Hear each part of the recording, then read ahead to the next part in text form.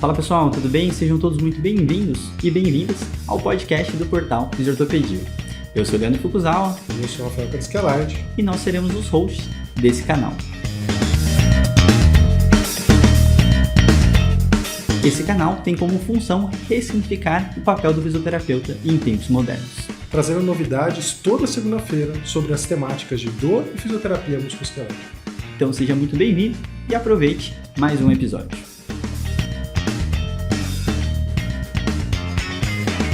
Fala pessoal, sejam bem-vindos ao primeiro podcast de 2024 e hoje eu estou aqui sem meus parceiros de host aqui de podcast, mas estou aqui com uma grande companhia aqui, um grande xará e um companheiro de trabalho aí, o Leandro Chimba. Seja muito bem-vindo aí para nosso podcast Fisiortopedia.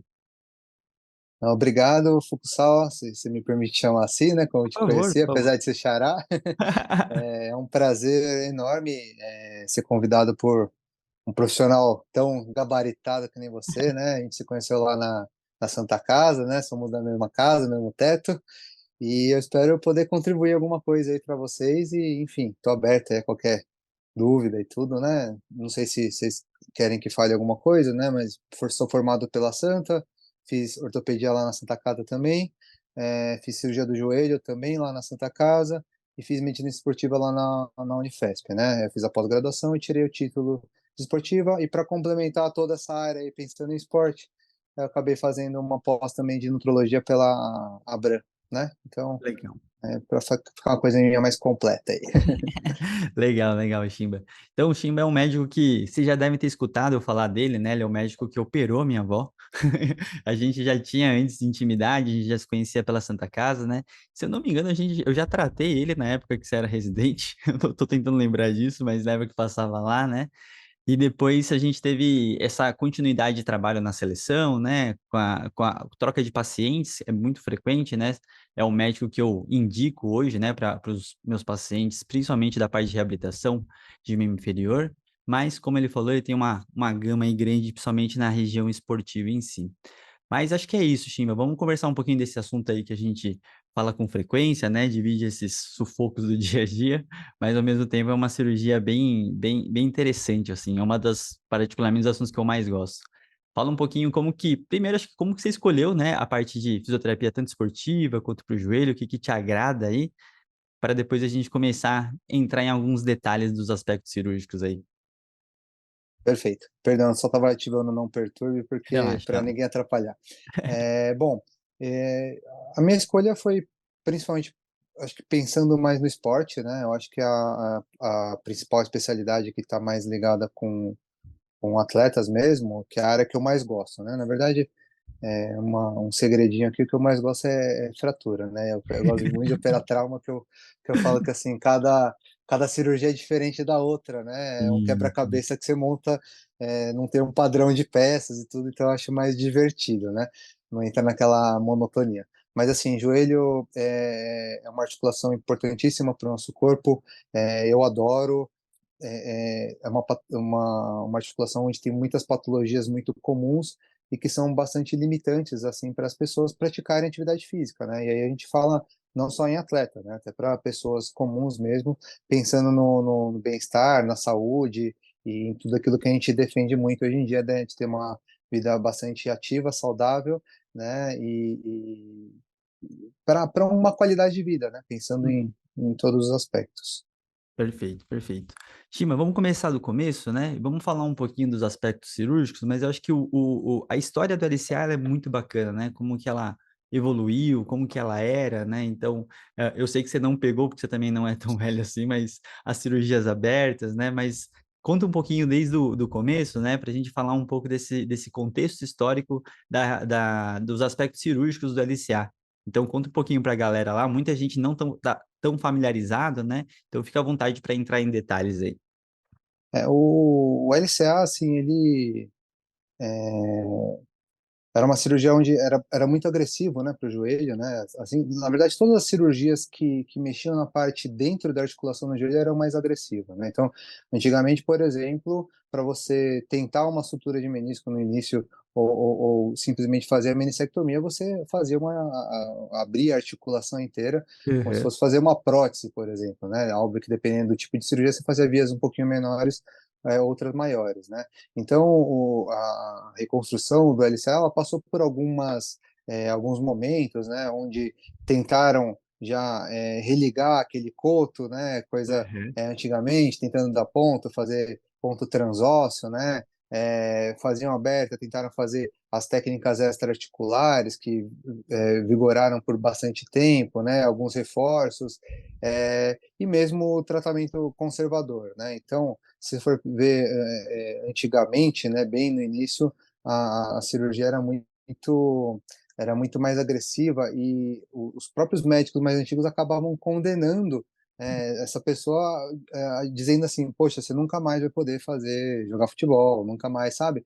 Então, a gente cansa até hoje, né, mesmo com a evolução da medicina, das técnicas cirúrgicas, até hoje a gente às vezes ouve casos de pacientes que passaram com colegas um pouquinho mais que talvez não se atualizaram tanto, tudo, com Uhum. uma condropatia mesmo, falando assim, você nunca mais vai poder correr, né? Sim. E isso é uma coisa que me deixa muito triste, né? Então, antigamente, as cirurgias começaram a evoluir de uma forma era uma cirurgia muito mais agressiva, a recuperação mais lenta, a gente ouvia dos meus grandes mestres aí tudo que tinha mais risco de artrofibrose, algumas coisas, a estabilização do joelho ela não era tão boa quanto o que a gente consegue fazer hoje, né? E demorou um pouquinho para evoluir. Meu grande mestre, né, que é até pai do meu amigo, o Dr. Tatsuo Aihara, né? Ele Uhum. fala que foi das pessoas, das grandes figuras aí na cirurgia do joelho que trouxeram a artroscopia aqui para o Brasil, né? Ele ficou, quando estava começando isso, ele foi lá para o Japão, ficou 2 anos lá aprendendo, e aí ele veio trazendo embaixo do sovaco, né, numa maletinha, o Watanabe 22, né, que foi o primeiro artroscópio que a gente teve no Brasil, né? Legal. E pra você ver que era uma coisa muito complexa naquela época de aceitar que a gente poderia evoluir com técnicas menos agressivas e minimamente invasivas, né? Uhum. Ele conta pra gente que ele ouviu muito, ele é da Escola Paulista de Medicina, né? Ouviu muito, por que eu vou olhar pela fechadura se eu poderia abrir a porta inteira, né? Que é fazer uma incisão gigantesca, que era como era feito antigamente, né? Uhum. Então, eu acho que e aí por conta dos resultados e as tentativas e tudo, a medicina, como a fisioterapia, como tudo vai evoluindo, né? E hoje a gente acaba fazendo realmente tudo artroscópico, né? Qualquer reconstrução ligamentar de joelho, existem as técnicas minimamente invasivas, que eu sou totalmente a favor. Não sei se Uhum. era mais ou menos isso que você queria que eu Sim, sim. falasse. Não, é muito interessante, assim, né? Porque eu acho que são várias curiosidades que, para quem é mais novo, assim, não, ou não trabalhou, né? Eu tive a sorte de trabalhar com muita gente que chama de joelheiro, assim, que operava muita cirurgia de joelho. Então, você começa a ter detalhes que fazem muita diferença até para ver a evolução e o que isso muda na nossa reabilitação, né? Então, quem não teve, né, essa rotina com outros médicos acaba não tendo tantos detalhes. E entender uma cirurgia sem ver ela é muito complexo, né? Então, se você tentar descrever, que a gente vai chegar nessa parte daqui a pouco, fica um pouco mais abstrato, mas eu falo sempre, um vídeo no YouTube de 1 minuto vai fazer você esclarecer um monte de situação, e se você for na cirurgia, é mais ainda, né? Então, eu tive a sorte de trabalhar com vários médicos muito interessantes e ver resultados diferentes conforme esses médicos traziam situações, né? Assim como na Santa Casa, a gente tinha muita questão de ter os residentes operando e também resultados diferentes. Então, a gente sabia que tinha uma supervisão, mas tinha uma curva de aprendizado acontecendo, né? Então, todo esse aspecto eu acho que ele é relevante, porque senão a gente só chega e tenta só reabilitar seguindo um protocolo que é quadrado, né? E não consegue realmente individualizar o tratamento para o paciente. Então, indo para essa mesma linha, assim, Chimba, acho que eu queria que você contasse um pouco realmente que primeiro você falou um pouco de fora para dentro, né? Os aspectos de como que abordava, né? Mudou, a gente começou a ser menos invasivo, menos agressivo, né? E agora aqueles detalhes relevantes que acontecem dentro do joelho mesmo, né? A questão da angulação, do horário, né? toda essa questão de banda dupla ou não, né? E a gente tem várias questões aí para serem faladas. Então, acho que pode fazer o treino de descrever a cirurgia, assim, que eu acho que ela tem sua complexidade, as pessoas vão treinar a imaginação, mas a gente deixa qualquer coisa um vídeo de referência, assim, do YouTube depois. Mas vamos lá. Perfeito. Mas acho que, como você disse, realmente a imagem mostra muito mais, né, do que 1000 palavras, tá? Mas, assim, as técnicas hoje, é, pelo que eu vejo, pelo que eu leio, tudo, há uma tendência à preferência por tendões flexores, né, ou Uhum, enxertos de cadáver, né, que a gente fala para ficar um linguajar um pouquinho mais claro aqui para as pessoas, né? Aí a gente começa a discutir vantagens e desvantagens desse tipo de enxerto, né? uhum, Então, eu particularmente, minha preferência realmente são os tendões flexores, né? A gente pode usar tendão patelar, o ligamento patelar, que é a nomenclatura certa, né? Que uhum, para o pessoal saber, ligamento liga um osso a outro osso, né? Então, no caso, a polo inferior da patela, a tuberosidade inferior da tíbia, e um tendão liga um músculo a um osso, né? Então, a nomina certa é ligamento patelar, que a gente acaba falando errado por conta do uso, mas enfim.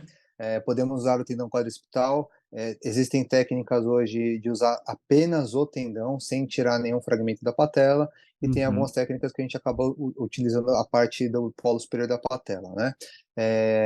A pata de ganso, né, que são os tendões flexores, né, grácil e o semitendíneo, são os que a gente acaba usando, e a técnica hoje utilizada, a gente usa eles quádruplo, né, que a gente fala, então, ou seja, uhum, pensa que são dois tendões, dois macarrões, então a gente vai lá e dobra ele no meio, e ele fica com quatro perninhas, né.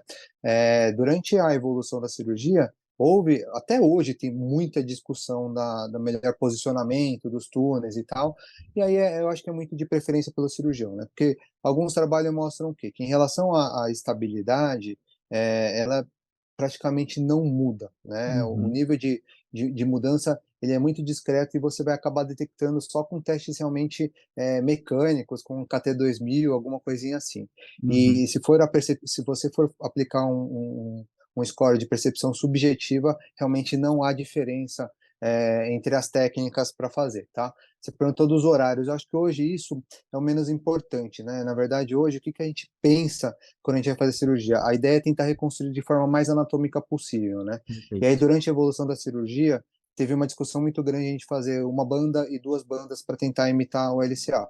Que todos Uhum, os trabalhos mostraram que realmente não fazia diferença, tá? uhum, Então, como duas bandas é uma técnica um pouquinho mais agressiva, você teria que fazer dois túneis ósseos, ela é mais lenta, mais demorada, então ela acabou ficando mais em desuso. Eu particularmente desconheço qualquer cirurgião de joelho que faça dupla banda, e olha que eu já rodei bastante, né? Já fui para os Estados uhum, Unidos, já fui para Londres, já fui para Alemanha em duas cidades diferentes para acompanhar a cirurgia, já fui para a França, enfim, acompanhei alguns cirurgiões até de fora, não só de dentro, aqui dos meus grandes mestres, professores, que eu sou muito grato a eles, né? E realmente a preferência por todos com quem eu conversei realmente era o uso dos flexores. Então, o que a gente faz? A gente usa alguns parâmetros anatômicos, né? uhum, É, então, como que vocês como físico, quando vocês forem pegar os pacientes, eu acredito que vocês vão ter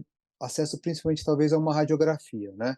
Então o que a gente acaba vendo no raio-x, né? No raio-x de frente eu falo assim que o túnel do LCA na tíbia, ele vai acompanhar mais ou menos a espinha tibial. E se você vê a tíbia no perfil, ele vai ter que estar um pouquinho anteriorizado em relação ao centro do platô, né? uhum, Mais ou menos a 43% é o que está descrito nos livros, nos trabalhos, a 43% na parte da frente, tá? Então, se você tem um túnel numa posição assim ou muito próxima a essa, você sabe que o posicionamento desse túnel foi muito bom na tíbia. No fêmur, pensando, ele é um pouquinho mais lateralizado, né? É, uhum, olhando de frente, o que eu vou falar? Se você pega o túnel lá, a incidência de túnel, ou até de frente, você vendo aquela linha do intercôndilo, né, que parece uma sela uhum, de cavalo, né, só para vocês tentarem visualizar, o LCA idealmente ele vai estar apontar, assim, quando você faz a técnica anatômica mesmo, de fora para dentro, ele vai estar nessa direção. Quando você faz a técnica transtibial, ele fica um pouquinho mais verticalizado, um pouquinho uhum, mais nessa direção, né? Mas quando você olha no perfil, existe um erro muito comum, quer dizer, não vou falar que é muito comum, mas não é tão raro de acontecer, principalmente em cirurgiões que estão na curva de aprendizado, é esse túnel ficar um pouquinho anteriorizado. Tem Uhum, uma marca anatômica que divide aquela linha lá de lateral do côndilo femoral em duas, né, em anterior e posterior, tá? Bem nesse meio, quando você está olhando na artroscopia, tem uma crista, uhum. que foi apelidada carinhosamente por crista do residente, né? Porque a gente brinca que o residente é quem às vezes faz algumas cagadinhas, né?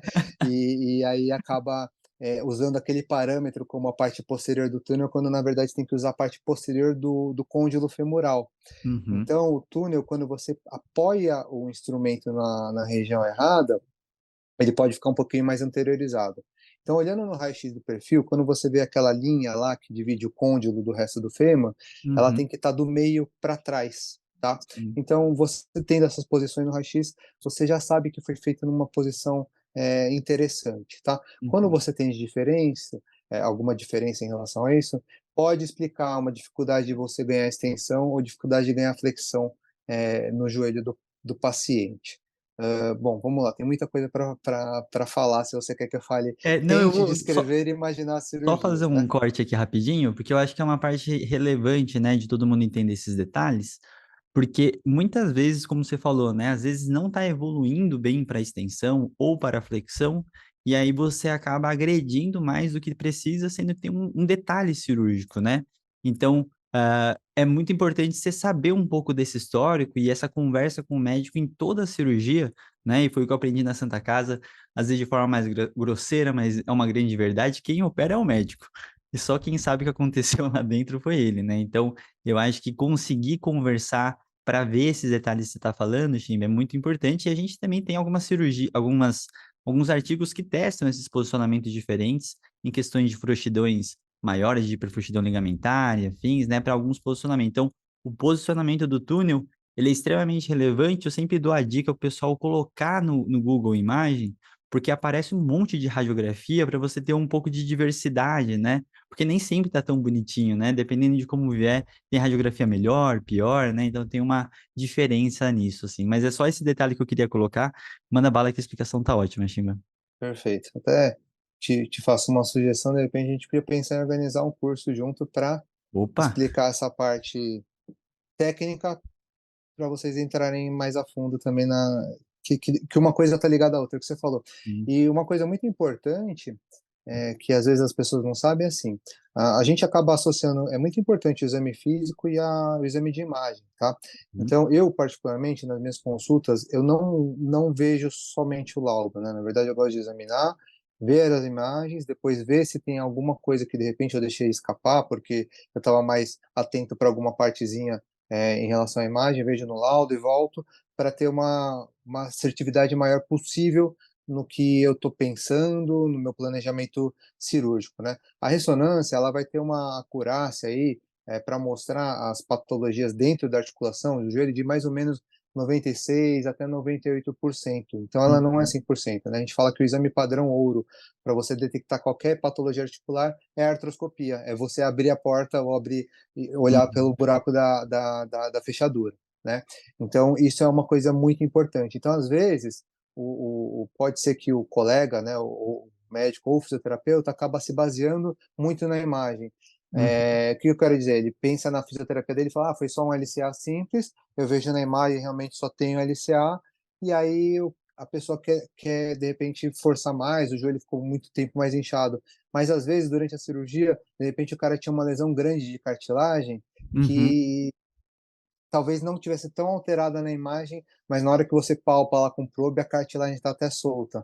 E aí a gente Uhum. acabou tendo que fazer uma condroplastia ou até uma osteocondroplastia, fazer microperfurações naquele côndilo. E isso Uhum. vai ser mais agressivo, vai inchar mais, vai Sim. ser mais difícil de recuperar o movimento. Você não precisa ter aquela pressa de dobrar o joelho, que nem a gente vê por aí, né? Que nem, bom, Uhum. não vou nem falar de um jogador famoso aí que passou um vídeo recente, né? A galera em três lá tentando dobrar o joelho do cara na marra, sendo que estava, acho que com um mês de cirurgia, né? Não Uhum. lembro. Não era uma coisa assim, que precisava ter feito para ontem, né? Você Exato. consegue ganhar mais gradativo. Não sei se você concorda comigo. Tem Mas, detalhes enfim. lá que a gente discorda também mesmo. É, mas enfim, é, é aquilo, né? Não entrei na cirurgia, não participei do Exato, início da exato. reabilitação, então é difícil de opinar, mas aquela imagem foi uma imagem que chama bastante atenção de todo mundo. Bom, continuando, hoje, na cirurgia do joelho, o que que a gente tenta se atentar, ao que a gente se atenta na hora que vai reconstruir? Eu não fico pensando lá, eu vou fazer às 10 horas, às 11 horas, às 9 horas, Uhum, né, o túnel. Na verdade, o ideal é sempre você tentar visualizar onde está o footprint original sim. daquele ligamento anterior, né? Então, o footprint, ao meu ver, né, e tudo de que eu li da minha experiência hoje, né, realmente é o que mais vai me orientar, tá?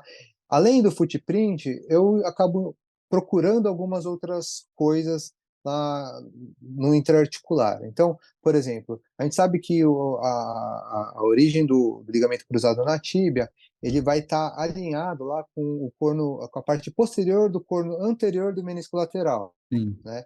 E pensa que o ligamento ele cruza o joelho de medial para lateral e de anterior para posterior. Uhum, Então, às vezes a gente vê alguns casos onde o cirurgião ele acabou colocando muito próximo à raiz do menisco lateral, quando na verdade ele deveria ser um pouquinho mais medializado na tíbia, né? uhum, E no fêmur tem a questão da crista do residente, né? sim. Então, isso pode também gerar alguma frouxidão um pouquinho maior nas manobras de rotação, de pivô, Uhum, essas coisas. E quanto mais verticalizado esse túnel, a gente sabe que vai estabilizar menos a parte rotacional, só que a parte antero-posterior, que é o principal do ligamento cruzado, vai estabilizar um pouquinho mais. E hoje, eu não sei o quanto o pessoal aí que vai nos ouvir tem acompanhado, a gente também tem descoberto alguns outros ligamentos, não é que descoberto, né? Relembrado alguns ligamentos que eles já foram descritos há muito tempo atrás, né? Então, começou lá o pessoal da HC, até o Camilo Elito, que é meu amigo de colégio, foi até uhum, padrinho de casamento dele, que é um dos maiores estudiosos do mundo do ligamento anterolateral. uhum, Eles têm alguns trabalhos muito legais que o próprio Camilo fez, né, falando em relação quando é muito importante a gente fazer os testes adequados no pré-operatório, porque aquilo vai nos guiar na hora da reconstrução, né? uhum, Então, tem alguns trabalhos deles mostrando, por exemplo, se o cara tem um pivot shift explosivo na hora que você vai examinar na hora da ruptura, né? E às vezes nem sempre, na verdade, na maioria das vezes não está descrito isso na ressonância, que tem lesão do anterolateral, apesar de a gente ver um edeminha lá, tudo, a gente hoje aconselha a reconstruir, principalmente se a pessoa for um atleta profissional. Porque nesses resultados eles mostram por quê. Quando você reconstrói o anterolateral, o índice de ruptura é de 6%, enquanto uhum. quando você não refaz, ele é maior que 20%. Então, assim, Legal. é uma coisa bem, bem interessante. Eu não sei se estou fugindo muito das coisas. Bom, Não, não. outros enxertos que a gente tem aí, né? Uhum, O pessoal da Santa hoje tem descrito lá, através do Diego, né, o uso de fibulares, tá? Minha opinião pessoal sobre isso é que eu acho que é algo muito recente, tá? uhum, Eu não sou favorável, porque eu penso uhum, que o fibular é muito importante para a estabilização de tornozelo, né? sim. Então, eu particularmente não tenho experiência com isso, não pretendo usar e penso que algum déficit de estabilização depois vai ficar, principalmente se for um atleta que usa muito membro inferior, né? Uhum, Para estabilizar a jogada, salto, mudança de direção, essas coisas. O enxerto de ligamento patelar, ele é considerado como um padrão ouro, né? Mas eu acredito que com o tempo isso vai acabar mudando, porque realmente a quantidade de patelares que foram feitos no mundo, assim, naquela época que foi considerado padrão ouro, ficou muito maior que os flexores, e eu acho que isso é uhum, uma coisa que vai mudando com o tempo, e eu acho que pensando no conjunto de morbidade da região, de doação, de tudo, das complicações no pós-operatório, eu acredito que o flexor vai acabar virando realmente ser considerado a padrão ouro, principal. né? Mas a vantagem do patelar é que é um enxerto BTP, BTB, né? Bone, tendon, bone, né? Uhum, Osso, tendão, osso. Então, qual que é a vantagem dele? Que ele cicatriza mais rápido, né? Por ser um osso que vai estar em contato lá com a tíbia, ele tem uma cicatrização mais rápida. E aí, quando a gente faz patelar, tanto patelar quanto quadricital, qualquer um, a gente tem, basicamente hoje, são duas técnicas de fixação, né? A gente pode usar o parafuso de interferência e o endobottom, né? São os dois principais, tá? E hoje tem uma técnica que o pessoal lá dos Estados Unidos tá desenvolvendo lá, que é uma empresa particularmente que chama Arthrex, eles estão tentando fazer a reinserção para aquelas desinserções de ligamento cruzado no fêmur. Não sei se você chegou a ver isso aí, Não, ainda né? não. Então eles usam uma técnica onde eles fazem a técnica anatômica, eles vão de fora para dentro com um dispositivo que chama flip cutter, não sei se você já ouviu Uhum, falar, é uma broca, e aí depois que você ele é como se fosse um fio guia, depois que você fura, você aciona um dispositivo que ele abre duas hélices, e aí uhum, você consegue furar de dentro para fora, faz um furinho retrógrado. tá. Então eles enfiam aquele flip cutter lá onde é o footprint, Uhum, abrem aquilo lá, raspam todo o footprint para deixar aquela parte do osso bem cruenta, tá? tá. E esse flip cutter, ele vai ter o tamanho realmente do endobottom. E aí Uhum, eles, usando algumas pinças, é uma pinça que você consegue passar o ponto, né? No ombro chama pinça de Scorpion, você já deve, não sei se vocês são familiarizados com os nomes, tudo, mas você vai dando os pontinhos lá, me fugiu o nome da pinça da Arthrex.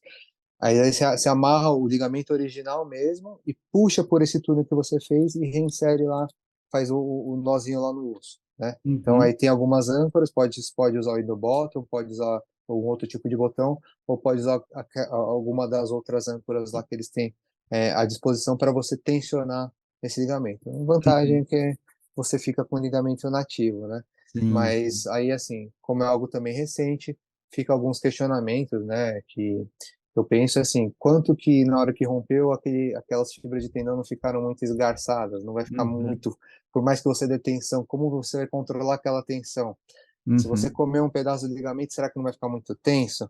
Ou se esgarçou demais, vai ficar muito frouxo, vai ficar mais frágil? Então, são coisas que estão surgindo aí também. Eu não sei, só eu Eu vou só tô aproveitar arborizando aqui. demais, mas vai me guiando aí, viu? Não, eu vou só aproveitar aqui tua fala, que ela é super interessante em alguns aspectos, porque desde que eu comecei a estudar LCA, né, acho que é um dos assuntos que eu mais me aprofundei, assim, na questão da reabilitação, é muito difícil a gente ter certeza, né, do que fez diferença para o sucesso da reabilitação. Então, são aspectos que o Shimba está falando que são vários detalhes cirúrgicos que toda vez que vocês veem alguma coisa nova, muito diferente, é importante olhar na literatura e não cair em todas as novidades, vou pensar assim, porque tem muita coisa que é tentando prometer essa solução meio mágica e tudo que é novo acaba sendo vendido um pouco de uma forma maior, né? E tem coisas tradicionais que a gente já sabe que funciona. Então, eu sempre falo que a cirurgia gerencial ela tem sua simplicidade e que funciona muito bem já, né? A gente sabe bastante sobre esse aspecto.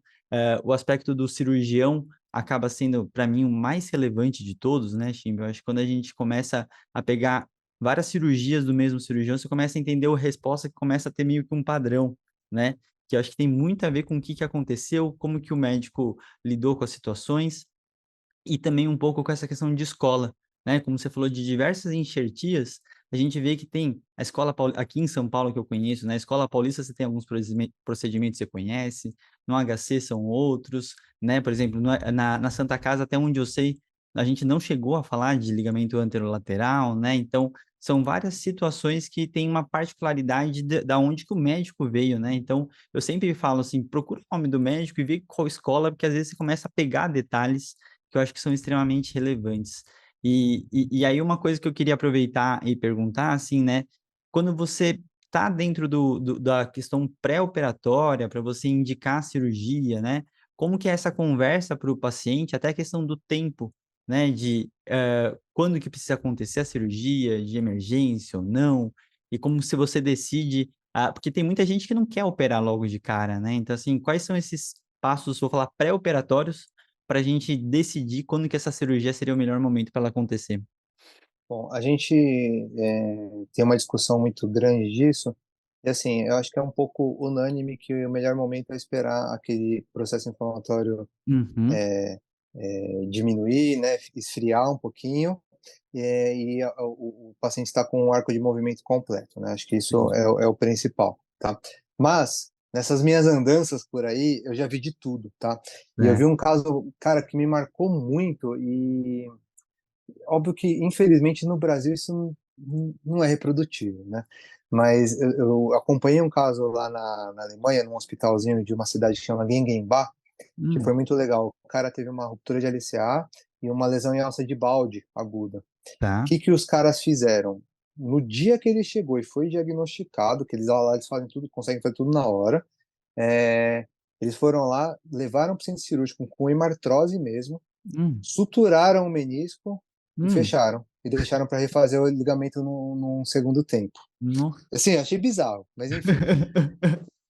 E quando eu estava lá, esse paciente estava sendo reabordado. Ele estava com 6 semanas de pós-operatório da sutura de menisco, e aí Tá. fizeram um LCA. Primeiro me chamou a atenção que eles têm uns instrumentos um pouquinho diferentes, o posicionar, eles têm uma mesa diferente para posicionar o paciente, que eu achei super interessante, mas a técnica que eles usaram foi tendões flexores mesmo, tá? Uhum. E aí, cara, o que me chamou mais atenção, que eu achei bizarro, o menisco estava cicatrizado com 6 semanas, cara. A Caraca. gente, o que assim, aí assim, o que o cirurgião lá me falou, né, na ocasião, ele falou assim, cara, o, o, o sangue que sai do ligamento cruzado na hora que ele rompe, ele é rico em células mesenquimais. Sim, beleza, Uhum. sabemos disso, né, com certeza. Então, ele falou, por que não tentar fazer uma artroscopia naquela hora, tentando lavar o mínimo possível desse sangue, né? E dar os pontos, porque isso vai ajudar na cicatrização. E é Sim. perfeito, porque tem gente que usa, às vezes coloca até coágulo, né? Pega sangue Sim. venoso, não sei se vocês já chegaram a ver isso, né? Mas pega sangue venoso do paciente no intraoperatório, pede para o anestesista colher, pede para jogar aquele sangue num recipientezinho lá, espera formar aquele coágulo, na hora que ele está firmezinho, meio gelatinoso, né? Vocês já devem ter visto sangue coagulando, Uhum. né? Coloca lá no meio do menisco onde vai dar o ponto e dá o ponto por cima do sangue. Que teoricamente aquilo é um PRP que você está colocando na hora lá, fresco, Uhum. vamos dizer assim, né? Então tem gente que acaba usando essa técnica, principalmente naquelas lesões de menisco que ele abre no meio, né? Aquelas Sim. lesões horizontais, né? Bom, eu acabei destoando do ligamento, então isso eu achei bizarro. E aí eles fizeram o ligamento, assim, óbvio, não acompanhei mais o paciente, mas foi uma coisa que me chamou muita atenção. Então, pensando em tempo cirúrgico, puta, eu achei isso animal, tá? Uhum. Aqui no Brasil, o que que a gente sabe? Eu já fiz caso assim, né, onde o paciente rompeu de forma aguda, só que ele estava bem, ele não perdeu muito ADM, a gente Uhum. urgenciou aquele caso e já refez o ligamento e fez a sutura, foi alça de balde do menisco medial, o paciente está super bem, né? Uhum. Então, acho que o tempo cirúrgico é isso, é você sentir do paciente, tá? Quando ele, se a gente vai demorar hoje pelos convênios, né? Os convênios por lei aqui no Brasil, eles têm 21 dias úteis para autorizar a cirurgia, tá? Sim. Então, hoje, nenhum tem autorizado em menos de 30 dias, É bom né? que dá o processo Corridos. inflamatório no momento dele. Regride. E Para isso. aí eu encaminho 100% desses pacientes para fisioterapia, né? E Hum. peço para o fisioterapeuta fazer uma eletroestimulação, né? Eu sempre converso tudo, falo assim, ó, fica à vontade, mas eu acho que vale a pena, né? Sim. Usar abusar do gelo, usar os recursos eletroterapêuticos aí para melhorar a dor se tiver dor e acordar essa musculatura que eu acho que é o mais importante, né? Uhum. E eu explico isso para o paciente, falo, olha, quanto mais você acordar seu músculo agora e mais forte ele tiver antes da cirurgia, a sua reabilitação depois vai ser muito mais fácil, muito mais tranquila, porque vai ser mais fácil de reativar tudo, né? Porque a gente sabe que tem aquela inibição artrogênica da musculatura, Sim. né? Então a Perfeito. minha conversa é essa. E uma das coisas que a gente fala também, a gente sabe estatisticamente, pelos trabalhos, tudo, mais ou menos aí 50, chega a quase 60% de lesões associadas quando você rompe o ligamento cruzado. Então, Sim. lesão de menisco, lesão de cartilagem, qualquer tipo de lesão intra-articular, né? Então, o que eu explico para os pacientes é que às vezes a gente fica tão na correria do trabalho, tem muitos que passam assim, falam, doutor, esse ano não vou conseguir operar porque Uhum. eu acabei de ser promovido, eu preciso dar um gás lá na firma e não sei o quê, e se eu operar eu vou perder o convênio, vou perder o emprego, enfim. E aí eu explico para eles o seguinte, falo, ó, na hora da lesão, você deu sorte que você só rompeu o ligamento cruzado, Sim. né?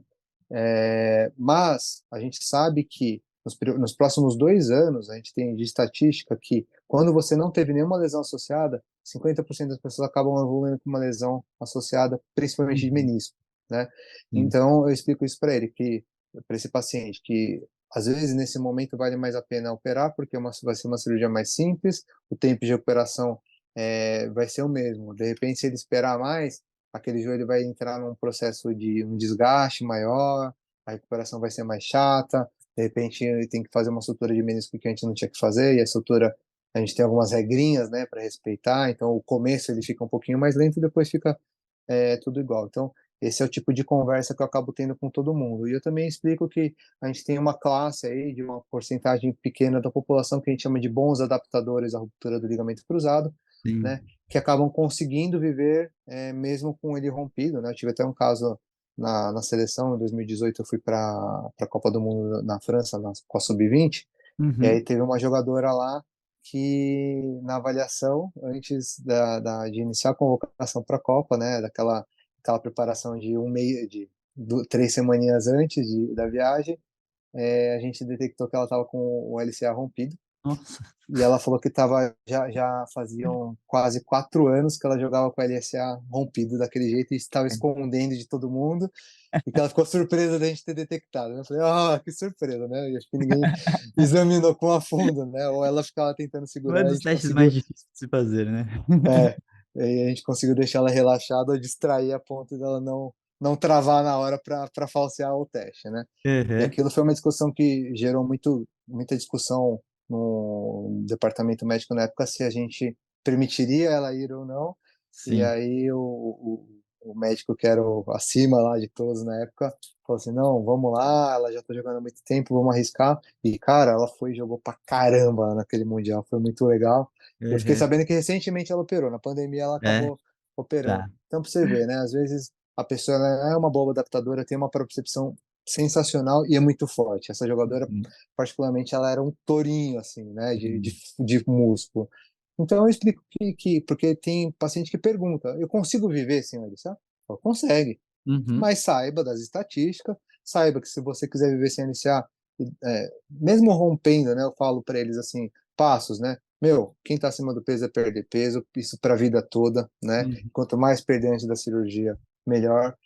Perder peso, que eu digo, é massa gorda mesmo, né, Sim. banha, né, e ganhar o máximo de massa magra possível, né, Uhum. e aí eu falo principalmente coxa e glúteo, né, óbvio que Sim. tudo é importante, né, mas é que a gente sabe que é o que acaba influenciando mais aí no joelho, óbvio que estabilizador de tornozelo também, mas enfim, esses são acabam eu considero como principal por tudo que eu já discuti, né? Acho que Claro. na nossa escola na Santa, o que eu gosto muito é a proximidade que a gente tem com vocês, né, Sim, Foucault? sim. Então, e isso eu acho que é fundamental, né? Que você falou, eu acho muito importante para todos vocês entrarem em contato com o cirurgião, porque isso Uhum. faz toda a diferença. E eu Total. faço questão, geralmente eu indico, eu passo telefone.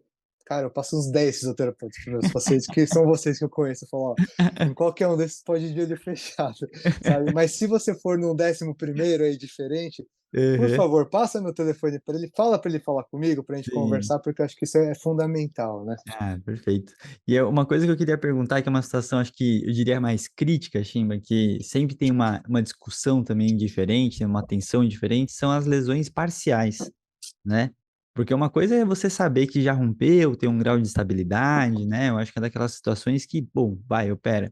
Mas tem aquelas parciais que você sabe que tem um momento de adaptação, o paciente às vezes tem um pouco de dor e às vezes daqui uns 2, 3 meses ele tá muito bem, né? Então, eu sempre brinco que é uma corda bamba, assim, eu queria entender do teu lado como que você decide se opera ou não opera essas parciais aí nesse meio do caminho. Tá. Eu sou muito conservador, cara. Uhum. Eu, talvez eu tenha deixado de operar muitos pacientes por conta disso, e eu sempre tive um sucesso bem interessante com o tratamento conservador, tá? Uhum. Mas lesão parcial, eu falo que quem vai me dizer se vai ter que operar ou não é o paciente, tá? Hum. Sempre que é parcial, quando é um parcial que eu vejo que não tem uma estabilidade super grande nos testes físicos, né, do exame físico, eu falo para ele, eu falo, olha, vamos tentar sem operar. Eu já tive até caso de paciente que teve uma ruptura assim de alto grau, que a gente fica até na dúvida se foi uma total, se foi uma quase Uhum. total, né? Vamos falar um grau 2,75 de 3. eu quando eu via na imagem da ressonância que a orientação do ligamento ela estava lá bonitinha, apesar de a gente ver aquele grande edema de lesão, eu sempre falo para o paciente, falo, olha, se você quiser, a gente pode tentar conservar. Eu Hum, falo, se fosse meu joelho, eu tentaria não operar, uhum, né? Mas, e aí eu sempre falo assim, ó, o tratamento conservador, eu sempre tento por mais ou menos 1 mês e meio a 2 meses, tá? tá. Porque eu acho que é o tempo de cicatrização, é, mas não que eu coloque com esse 1 mês e meio, 2 meses, a pessoa para testar de tudo e voltar a jogar bola. Não. Uhum, Eu falo assim, depois desse 1 mês e meio, eu pergunto para o paciente, como é que tá para andar, descer ladeira, principalmente, né? uhum, Você tem instabilidade nas atividades do dia a dia? Se tem qualquer instabilidade, aí eu já acabo realmente indicando a cirurgia. Se ele uhum, não tem, eu falo, tá, vamos continuar com o conservador, eu quero que você faça fisioterapia, e aí eu peço para o fisioterapeuta já iniciar a transição, né? tá, E aí a legal. gente vê. Se eu vejo que ele não está sentindo nenhum tipo de falseio nesse momento de transição, puta, segue o jogo e eu tenho certeza que vai dar tudo certo. O que eu explico para o paciente é que muito provavelmente aquele ligamento ele vai estar mais fragilizado, Uhum, é, num trauma de uma energia um pouquinho menor, talvez ele acabe rompendo total, né? sim, E aí, sim. por ter um freio, um cinto de segurança mais frágil, Uhum, se for um trauma de uma energia maior, existe, eu acredito, né? Nunca li isso, tá? Mas que a chance maior de ter uma outra lesão associada. Então, isso, eu perfeito. sempre sou muito transparente com meus pacientes, sabe? Eu Uhum, explico todas as complicações possíveis e imagináveis, porque eu acho que é meu dever. E se o paciente não quiser operar comigo porque ele achou que eu falei coisa que o outro médico falou assim, não, é tranquilo, é só isso aqui vai dar tudo certo. Eu falo, bom, tudo bem, não tem problema em perder a cirurgia. Eu acho que é muito importante a gente alinhar a expectativa com realidade, né? tá. Tanto na parte médica quanto na parte fisioterapêutica, né? Uhum, perfeito. Ô, Chimba, a gente indo para um ponto, entre aspas, meio final, assim, mas tem dois aspectos que eu queria que você deixasse bem claro da sua perspectiva médica, assim, né? Os acompanhamentos dos retornos do paciente, né? Então, como a gente falou primeiro já da cirurgia, diversas questões do pré-operatório, né? E tem, o fisioterapeuta acaba continuando, né, uma frequência de rotina literal, né? E tem as visitas médicas que vocês acabam fazendo depois de tempo em tempo, né? Eu acho que é legal, do teu lado, entender assim, quanto que é esse tempo que você gosta de ver o paciente depois de tempo em tempo, depois do operado, né? E o que que você olha nesse aspecto até a gente chegar na parte do critério de alta. Então, acho que são alguns aspectos legais desse acompanhamento do paciente depois que ele operou, para a gente realmente passar por todos os pontos aí da reabilitação pela sua perspectiva, né? Tá? Eu acho que assim, tudo tem que ser muito individualizado, né? Então, acho Uhum, que a individualização é a palavra da atualidade, né?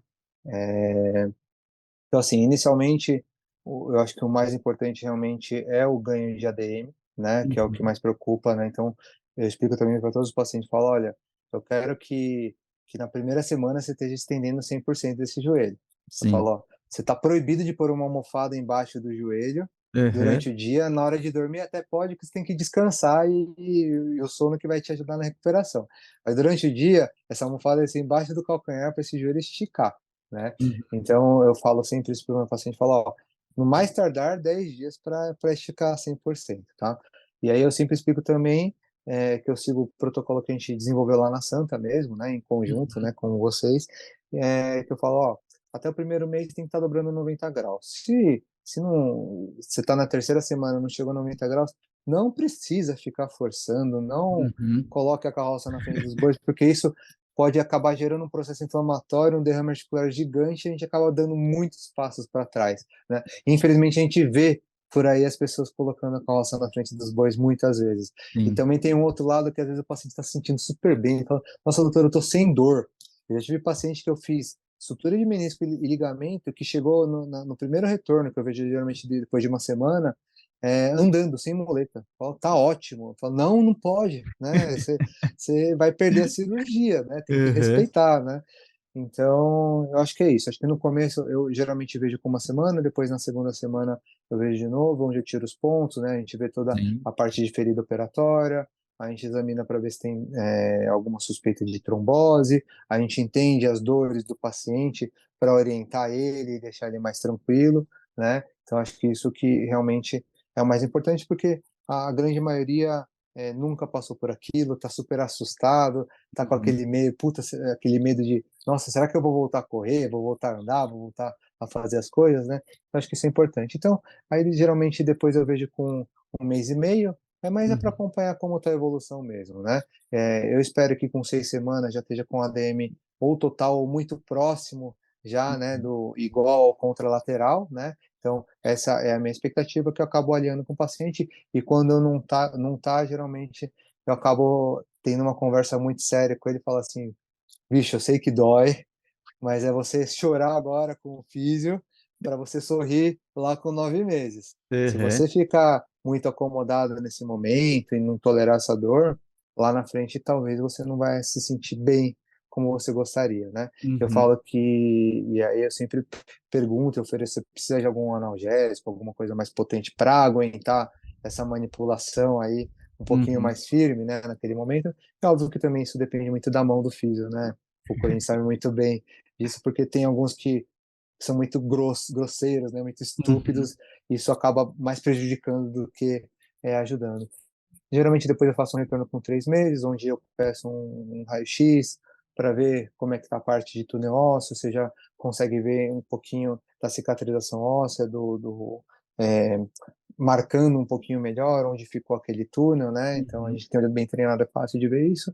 E eu vou ver como é que está o atrofismo muscular, se ainda tem muita diferença de espessura de coxa, Uhum. converso também, pergunto como é que está o protocolo, o que está sendo feito na física, isso eu pergunto para todo mundo, principalmente quando é algum físico que eu não conheço, né? Uhum. Porque, e aí geralmente eu falo, se tem alguma coisa que eu acho que não está condizente com o que a gente prega lá nos nossos protocolos, que eu converso direto com você, com o Flávio, Uhum. com o Júlio, enfim, com todo mundo aí, né?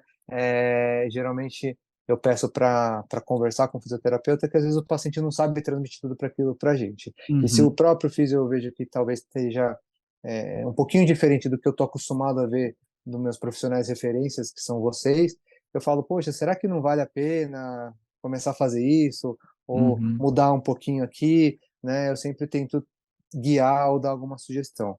E agora, sinceramente, quando eu vejo que é um profissional muito sem noção, que está fazendo umas coisas bizarras, aí eu Uhum. já falo com o paciente, falo, pelo amor de Deus, vai em alguém que eu te indiquei, porque você vai É. acabar sendo prejudicado. Eu já tive caso de sutura de menisco, né, lesão em ossa de balde, que não tinha ligamento, Uhum. com 1 mês, o paciente me trouxe um vídeo dele saltando em caixote de CrossFit, assim. E o fisioterapeuta gravando, felizão, falou, olha, foi tão boa a cirurgia, meu protocolo é tão avançado que ele já está fazendo isso por 1 mês. Eu falei, meu Deus, eu nem preciso falar o desfecho que teve isso aí, né? O paciente ficou com o joelho inchado, até hoje ele tem um pouquinho de dor, né? Então, você fala assim, poxa, a gente tem tanto cuidado na hora de fazer a cirurgia e de Uhum. orientar, e às vezes o paciente confia no profissional por conta da fala dele, da lábia, e Uhum. acaba prejudicando, né? Aí depois, geralmente, eu vou ver com 6 meses, onde com 6 meses eu também avalio a parte de trofismo, de força, de tudo, converso com o paciente, entendo como é que está o ponto da reabilitação e já peço um isocinético inicial, né? Uhum. Eu geralmente falo para o paciente que aquele isocinético para a gente ter como base, entender como é que está naquele ponto, porque, e eu explico para todos, que antigamente eram 6 meses, com 6 meses antigamente você já tinha que estar equilibrado, né? Sim. Hoje a gente tem um pouquinho mais de tempo, então aquele é um teste só para a gente ter como guia. Certo. E eu acho que é importante, poxa, pensar o que a gente falou no começo do podcast. Para a gente já é muito abstrato ficar falando e tentando imaginar. Imagina para um leigo, né? Tá vendo Então, aquilo pela primeira vez, né? é importante ele ver aquele relatório, ele Uhum. ver aquela quantificação. Que com aquela quantificação ele fala, puta, realmente está diferente. Nossa, tá 30% de diferença. Deixa eu parar de fazer bilateral, porque às vezes muitos falam, que besteira, eu não roubo, né? Ele acha que não rouba, né? Fala, não, eu consigo controlar fazendo com a cadeira extensora com as duas pernas, eu consigo fazer igualzinho. Doce ilusão, né? A gente sabe bem disso. E depois eu vejo ele de novo com 9, né? Onde geralmente eu peço pro físio fazer os testes clínicos aí, né? Que Uhum. vocês estão cansados aí de saber.